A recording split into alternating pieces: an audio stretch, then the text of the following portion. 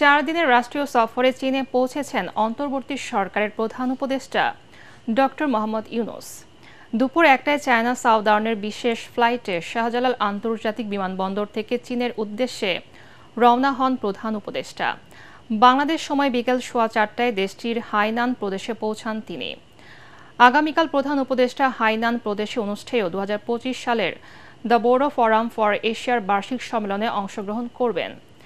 এরপর 28 মার্চ সকালে চীনের গ্রেট হলে প্রধান উপদেষ্টা ও চীনের প্রেসিডেন্ট শি জিনপিংয়ের মধ্যে দ্বিপক্ষীয় বৈঠক অনুষ্ঠিত হবে।